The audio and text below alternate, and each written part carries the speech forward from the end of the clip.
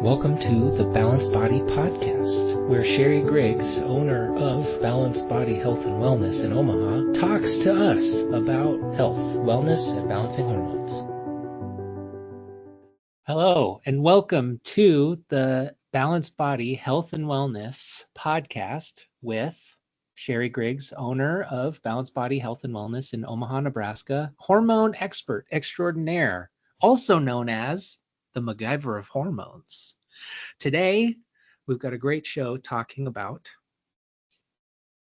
about gut health still, because we had some follow-up questions and my journey. But Sherry, how are you doing?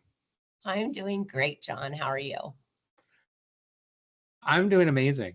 I'm tired, hungry, not hungry. I keep balancing around from like my weirdness in my thing because I've started my own journey.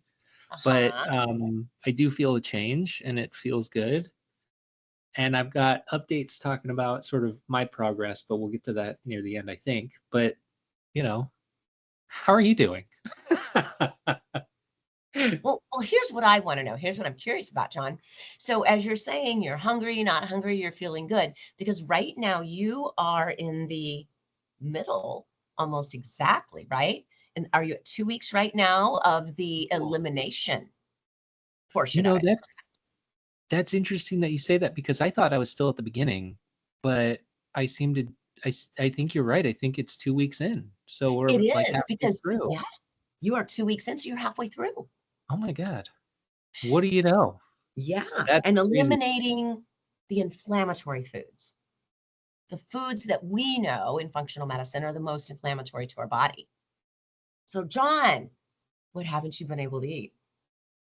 I have not been able to eat what seems like a lot, and it's not necessarily a bad thing, but like grains of any sort, like oats and gluten and flour and all the fun bakey stuff. I haven't been able to eat soy, corn, sugar, certain oils. There's other things to that list. What am I missing? Eggs, dairy. Eggs, dairy. Yes, those are things Yes. I'm avoiding. And I tell you what, that first week, it was rough. Yeah. Like, I was tired. I think it, and tell me if I'm wrong here, but like all the things that we're eliminating basically translate to sugar for the body. Pretty much. Yeah. They're the things you're eliminating, a lot of them are processed. So they're processed foods, although our dairy isn't processed in general, right? I mean, she's processed, but not processed in the sense of like it comes in a box, right? If you get real cheese, it is real cheese. But dairy seems to be inflammatory for the human body. So, but you had 2 full pages of all kinds of things you could eat. Yes, no, and that's the thing, is like we're focusing on, and that, so this is an important distinction for me, for my own personal journey. The thing I hate about diets, and I know this is going to sound like an exaggeration and dramatic, but I mean, you know who I am. I always felt like doing some sort of a diet or some sort of a cleanse or some sort of a detox, whatever, was all geared towards restriction. And I always felt like if I can't have, insert whatever I can't have, I'm going to die. Like, and I didn't think I was physically going to die, but I just felt like it would be so hard that I wouldn't be able to live going forward without it. And so when we started all of this 2 weeks ago, I didn't really think about it that way because it felt a little bit sort of quick to hit the ground running. But like, I knew that we were excluding a lot of things, but there's also a focus on what are you boosting? What are you focusing on? What are you adding? What are things that you can have all the time? And because it's not a calorie specific diet, like we're not trying to not eat anything. Right. We can eat tons of stuff. And you say this all the time, but it means something different once I started this program, and I don't know how to explain it. But like, obviously all the things that you're thinking, vegetables and, different colorful things, and what are other things that you should sort of restrict but you can still have. Like you're gonna have tons of things, and that's why I'm saying I'm like hungry but not hungry. Yeah. Like I'm full from all the stuff that I can eat, but my brain is so addicted to sugar, and this is my own fault because I do a whole side hustle thing where I'm eating candy. I was eating candy all the time. So I'm like injecting sugar straight to my blood, my bloodstream. Yeah. Um, but like you can fill your body with tons and tons of things. It just takes a shift in the mentality. And that's I'm trying to focus on what I can have and focusing on how much of that I can have because I can have Hmm. however much I want till I'm full. I'm not focusing on, well, I can't have that. Right. Yeah. Because as opposed to the old school diets, they literally were, you can only have so many calories, right? And you Mhm. got to count your calories and keep track of this, or, and you would be hungry Yeah. depending on what you ate or didn't eat. Because again, some calories are more filling than other calories. Some calories sit with you longer and take longer to digest than other calories when you only look at calories and you don't Yes. look at what they are made of. Are they made of fats or proteins or carbohydrates, right? Those Mhm. macros and a good mix. And So, the other thing that I kind of like about this program too is that it's not so specific. Like, yeah, there's a list of things that I can have, a list of things that I shouldn't have, and a list of things that like I need to try to eliminate altogether. mhm, But it's not like not just the calories part, but it's not like you need to make exactly this thing or you need to focus on that. Like I feel like once I start having, and as an example, I did this 3-day detox a couple years back where we just did these juices and they had to be very specific and you drank the juice and you made the juice and you had to be very, very specific and it became time intensive to focus on what are yeah, we doing rather than just like eat whatever you want from this list of stuff. So that yeah, we're able to like quickly make things or prep for things, or if I'm running around and I miss, I'm running late for lunch or something, then I can just grab like a snack mhm, like that I know and just like munch on that real quick and then go. For some reason, apples, like it's not that I hate apples or am opposed to apples or anything, but I don't usually eat apples. yeah, Now I'm like, that's where all the sugar is. And so I'm like, apple, have one. So it's weird. It's just a weird change. And yeah. I'm noticing differences because of that. Well, I've heard a saying sugars is addictive or more addictive than morphine. It So, is. you know, some of that hungry, not hungry is maybe you're not really hungry as you are craving, Yeah. That's right? totally. It's Yeah. not like you said, I'm not hungry, but I'm hungry. Well, you're not hungry, your stomach is full. Yeah. You're but you're craving Hmm. certain things.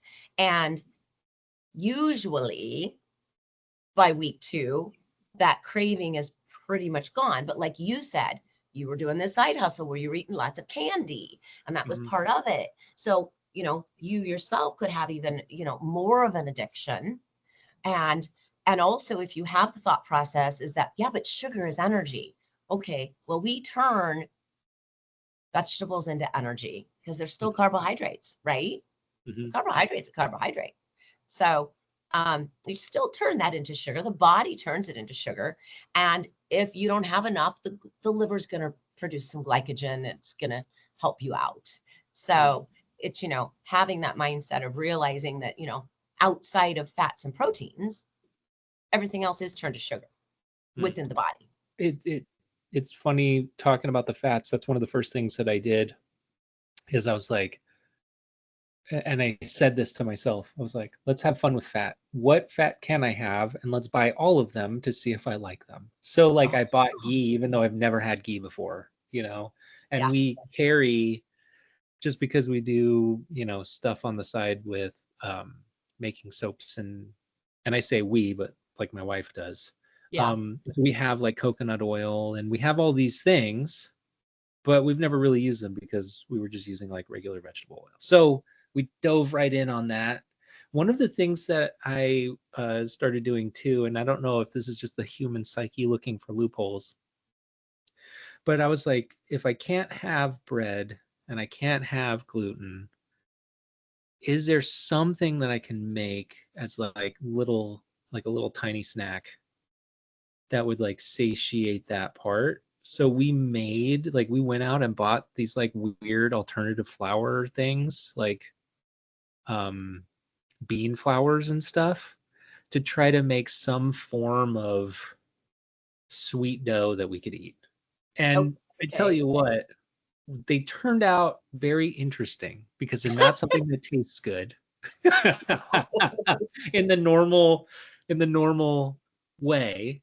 Yeah. Like I was using an egg substitute by taking like it wasn't flax, it was like chia seed powder or something, Mm-hmm. and like making an egg substitute, and like we were putting that in and making these like blueberry muffiny bread things with like almond flour. It was Yeah. so weird. But like because I'm restricted and I can't eat the other thing, I was like, this is better than nothing. And I took a bite and it didn't taste the same. It didn't taste the same, but I was okay with it. So I'm like eating this thing like, is this like a blueberry muffin? I don't know, I'm I tricking have to myself into it. I have to look and see. I have this recipe for lemon blueberry scones that uses only almond flour, fresh blueberries. You zest the lemon, get a fresh lemon, zest it, and use the lemon juice. I have to look and see because I'm almost positive there's no sugar in it. What few things I do make, if I do, um, if they have anything, it'd be maple syrup. But at this point, you would be avoiding that. But that Mhm. doesn't mean that moving forward, as you said, one of the things you said is, I feel better. Yeah. No, So yeah, tell I do. me, and this is what happens to a lot of my patients, John, is they feel so much better at the end of that 30 days. Some of them are like, I'm never going to eat the way I ate again. I feel amazing. I had no idea how bad I felt until I Yeah. felt good. And I have one patient that actually said, I'm scared. I am Mm, scared to eat a muffin. I am scared mm, that if I eat that muffin, I'm going to go back to wanting sugar, and I'm going to go yeah. back to not being able to think straight. I'm going to go back to not being able to get my own shoes and socks off and on. Right. And Yeah. I'm scared I'll go back. I can see that. I'm not necessarily scared, and there's definitely things that I want. Oh my gosh. We're Do only two I? weeks in. Tell me I'm tell me how you feel better. I want to hear how yeah, you feel so better. You haven't so told me. I do. I feel better in a couple different ways. What's Okay. weird, okay, here's the weird part, and this is probably my sugar addiction talking, but um I definitely have more of, without changing really anything but our diet, um like this normal rhythm that you've talked about, where it's Mhm. like a little bit more energetic in the day, pretty even through the day, and then at nighttime kind of like crash. Yep. Yep. The That court, like kind of the crash, cortisol thing. Yep. that crash at the end of the day, way more significant. And I know that that doesn't make it sound like I'm feeling better, but like it seems like I'm in more of an actual rhythm of things. So that's kind of cool. So you're actually more Um, tired because you had more energy during the day. yeah, So you're actually probably. truly tired. Yeah. I think that that's probably what it is, because I'm not, because the two things that I definitely had way too much of, it seems, and we talked about this on the last show, was I was drinking way too much caffeine. Yeah. Um, and I tell you what, I need way less, if, because I mean we've sort of eliminated caffeine. I'm still doing my 1 cup of coffee a day, Okay. but I went from an entire pot, maybe more, of Right. caffeine to just 1 cup. And I wonder if half of that is I just wanted something warm while I'm at the desk, It like can half. be. Yes. Yeah, I find that myself as well. yeah, Sometimes you just want something warm. Have you yeah. tried the lemon juice with the cayenne and the hot water in the morning? Oh no, I have not tried that. That actually almost kind of takes place of the coffee. So when I did my 2 week, because we do need to, Yeah. when we hormone replacement detox once a year, and I did mine, and I didn't drink any caffeine. When I went back to my coffee because I love my Cinnabon coffee. Right? It didn't even taste Yeah. good. It Oh yeah. didn't taste good. So So okay, along that same line, what's weird, and this is kind of probably just a me thing more than anything. I'm starting to smell things a little bit more, if that makes, like, I don't know yeah, why that makes sense, but on this detox, my sense of smell is just a little bit stronger. I was drinking my cup of coffee today and we don't have cream, and I usually take it with cream. So no cream in my coffee, and I'm drinking it. I'm like, what is that smell? And it's my coffee like sitting over at the table. And I was like, this, and it smells different. And I don't know why it smells different. So I had deadened smelling senses from sugar. I don't know that. I don't know that. Well, here's the thing. Sugar causes inflammation in the body. We know this. This is fact. Yeah. So part of the elimination, well, the only reason at this point, well, there's two reasons for the elimination, the 30-day elimination. One is inflammatory foods, right? We are taking those out. We want to get the inflammation out of your body. Inflammation, when your body's inflamed, it screws everything up. Our body is just so complicated. We have no idea how it really works and how, I mean, we in general, the world, the scientists do, but we say lay people, normal people have no idea how complicated the body really is and how the cells work. And when you really start to know, it's amazing that it does what it does. But as that inflammation is leaving your body and your body is calming down and feeling better, processes of the body will start to work better, right? So it makes perfect sense that no pun intended, that your sense of smell is improving as you are decreasing the amount of inflammation in your body. No. And it makes me think too that I'm definitely allergic to something. Whatever it is, I'm definitely allergic to something because I was assaulting my body with something. Sugar's inflammatory no matter what, right? So the person I told you who said they were absolutely scared they might eat the muffin, that is the person that said, Sherry, I put everything back in and nothing caused inflammation. Nothing gave me an issue. Nothing, as I introduced it, I didn't have a problem because sugar was the evil. Sugar was her inflammatory food. And so nothing else was. Yeah. But it was just the sugar. And strange thing, she used to bake cakes for a living. So she had sugar all the time, right? I mean, her world was sugar. Yeah. So, yeah. Interesting. Well, and that's so yeah, we'll figure out what I'm allergic to and what I need to take out of my diet going forward. But yeah, it's funny because when I was talking to the nutritionist, she was saying that, you know, after a month, the one thing that I'm probably for sure going to want more than anything is an egg. Yeah. And right now, I could care less about eggs. I know it's not that I'm avoiding them or that I don't like eggs or whatever. I usually love eating eggs. It's not what I'm hankering for. Like, for some reason, I really want corn. And I really, really think that it would be terrible if I was gluten-free because I'm picturing like a croissant, which is no good for us, but it's definitely tasty. It's sugar. Corn is pure sugar. A croissant is sugar. Yeah. Right? So really, it's just sugar that it's your sugar addiction. I'm addicted to sugar. Yeah. Yeah. I need to go to Sugar Anonymous. Right? Well, very good.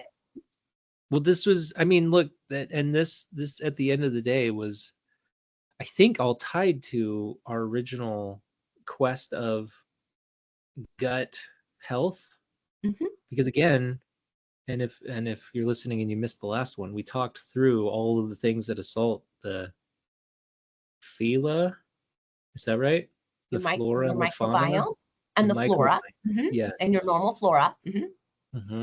So right now everything that we're eliminating is trying to make it so that can rejuvenate, so that I can assault it again by putting things back into my diet to figure out what I don't like. But only one thing at a time. Yeah. And not together on the same day or, back to back. But we're also helping we're also supporting your microbiome with some probiotics, right? And some digestive enzymes so that, we know you get your nutrients. Yep. And these are all things that are good for our gut, because our gut can be what makes us anemic, right? Where we don't have enough iron because we can't absorb it. So it can be depression because we don't have the neurotransmitters. Our gut has a lot to do with neurotransmitters. It can be getting sick all the time, right? I used to, admittedly, I will say that, in my prior career, everything was around a party, everything was about going out, everything was about drinking alcohol. And it Mhm. wasn't drinking alcohol to the point of inebriation. It's just drinking alcohol. And Mhm. I had sinus infection after sinus infection, and I was sick all the time. I'm really not ever sick anymore. Now, Mm. it isn't like it used to be. I mean, there was probably 2 or 3 times a week, right? Where there were drinks involved and socializing. I'm 25 to 30 pounds lighter. It just depends on the day. From when I used to do that, I don't get sick anymore. If I do go 2 days in a row, maybe we go to dinner with friends and I have drinks, and the next day I have drinks, I will start to feel like I'm getting sick. Mm. So alcohol, which in most cases is sugar, but it's also poison for our Mm. body, and it also injures our microbiome, and it makes it hard for our liver to work, and it makes it hard for our cells. And that's my body saying, this is something you shouldn't have. Mhm. Even though in my nutrigenomic test, it said that it gave a green box for alcohol, that I can easily metabolize alcohol. But that's not my genetics says not a problem. Mm. But my body says, we don't like it. I don't like it. And I'm going to punish you. Oh my If gosh. you drink too much, you're going to be punished for 2 days. I think they call it a hangover. And if you don't drink an absorbent amount, but you do it 2 days in a row, I'm still going to punish you. Oh my gosh. Even if it were a glass of wine, just one, a couple Wow. days in a row. My body's like, I don't think so. Mm. You're going to pay. You're gonna You're going to pay. pay with It's gonna pain. hurt. Well, Yeah. we'll get there soon. We're Yeah. screaming towards the end of the month, or well, I mean the end of 4 weeks or whatever. So You're halfway through. halfway through. You're doing great. And I'm very proud of you because sugar is, again, addictive as morphine. Yeah. Okay. And those are serious addictions. And that can be very uncomfortable. And that's why you didn't feel good that first week. Mm. I did know when you have a kid, they give little babies a little shot of sugar instead of Yeah. any kind of medicine because the sugar actually like gives them a boost to go through any kind of weird pain that they're dealing with. Like so I was like, what are you giving him? What kind of medicine? Because I was just curious. Not that I was Yeah. like playing defense. And they're like, this is sugar. Sugar's such an assault to their system that it's just like they feel happy immediately no matter what. I was like, oh Right. my God. There's probably a bad reason to use that then. Till they come down off of it. Right. And then they get Yeah. what do you call that? You come down off the sugar high. That's why they call it a sugar high. Hmm. Yeah. It's So, true.